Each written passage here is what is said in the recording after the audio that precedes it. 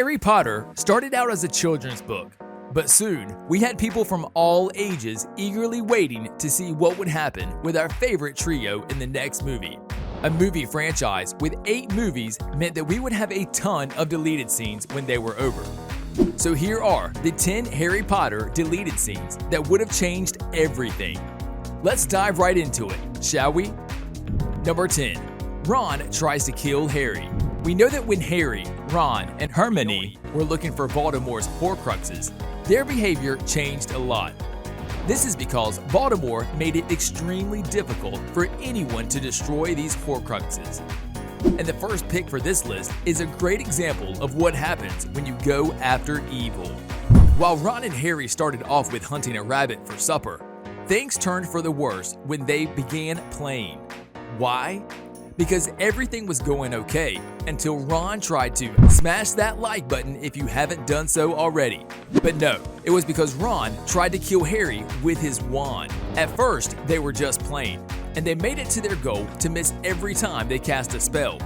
But Ron's jealousy got the best of him, and instead of aiming his spell next to Harry, he aimed it at his head. This almost killed Rowling's protagonist, and we're still wondering why they took this scene out of the movie. It adds another level of complexity to their difficult quest.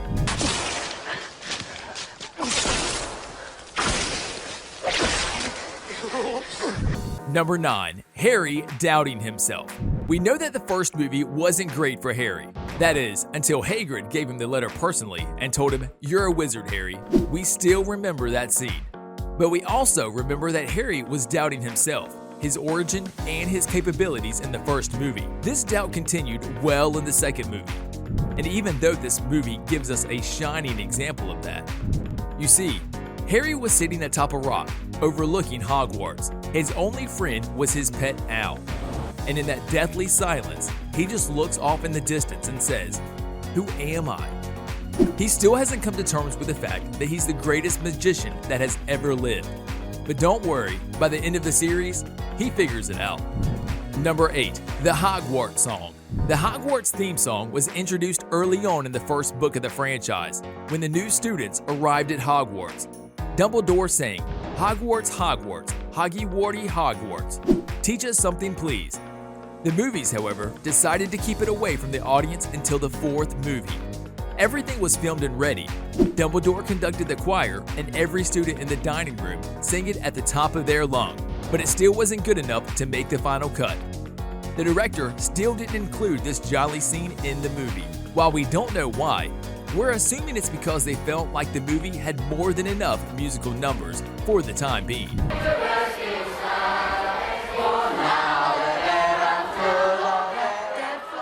Number 7. The trio meet ABERFORTH Dumbledore. The book gives us much more information about the brother and sister of Albus Dumbledore.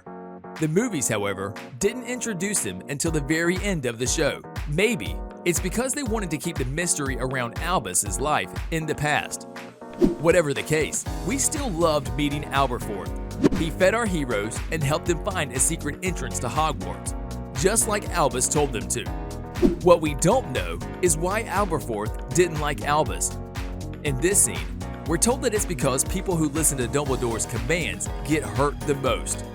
After all, that's what happened to their sister Ariana.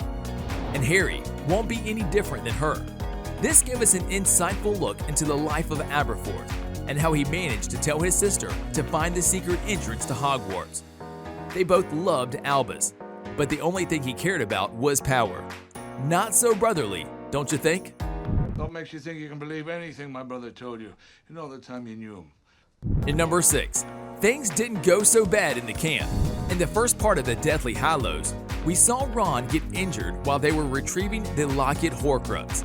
They set up camp for the night, and we only got to see the little tent shining in the distance as the camera faded into daylight. However, the director had something different in mind for the first movie. There was an entire scene that involved the trio talking about the Horcrux and how to destroy it. As Harry and Hermione debated about how many Horcruxes they've gathered so far, Ron raised his head and told them not to say the name of the Lord of Darkness. He had heard someone at the ministry say that the dark witches and wizards contract them if someone utters his name. Now, if they added this to the movie, it would have told us more about the Horcrux and the fact that it was beating it as if it had a heart trapped inside. But the directors decided to jump straight to its destruction. And number 5, UMBRIDGE DOLORES, smoking mad. Literally, UMBRIDGE was a giant pain in the butt, and there's not a person living that actually likes her. She was this tight wad of a teacher that didn't allow any of the students to have freedom to express themselves freely. That's why we loved it when that scene with the fireworks inside Hogwarts happened. She was furious like never before, and all of her students left her. And in this scene, we see her entire body covered in fumes from the explosions, while Argus Filch awkwardly tried to blow off the smoke. We would have absolutely loved to see the scene in the movie. Why? Because we would have laughed our asses off. That would have been payback for all the quote-unquote order she tried to instill into Hogwarts. That first firecracker should have blown up in her face, not harming her, but just wiping that cheeky grin off.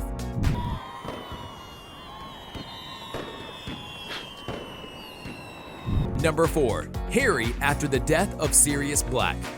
There's no doubt that the death of Sirius Black in Harry Potter and the Half-Blood Prince really hit Harry. After all, he did save him from the evil Bellatrix and Malfoy's father. He took Harry to safety while he fought off the evil forces in Harry's place.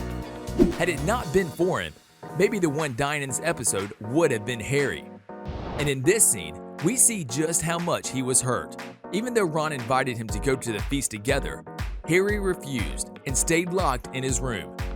We think this would have been a great addition to the show. We got to see just how painful it was for our hero to lose someone he loved. And even though Ron tried consoling him, there wasn't much that he could do. Thanks, Ron. I'm not really in the mood. You know, I'm not hungry either. You go on. Number 3, Snape and the Choir. As the skies turned black, evil was released into the magical world of Hogwarts during Harry Potter and the Half-Blood Prince. In this deleted scene, we got to see the choir play a very heavy, gloomy, and sad choral music, which perfectly corresponds to the music. In that moment of sadness, the camera turned to Snape, who was contemplating his decision to kill Dumbledore as the hour grew near. This scene would have been a perfect addition to the movie. It would have added some heaviness to Snape's hard task he had to accomplish. But maybe they didn't want to give out any secrets.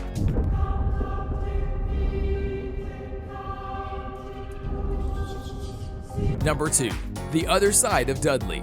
This was one of the most touching scenes in the entire franchise. It's the time when the Dursleys left Harry behind, telling him there was no room for him in his car.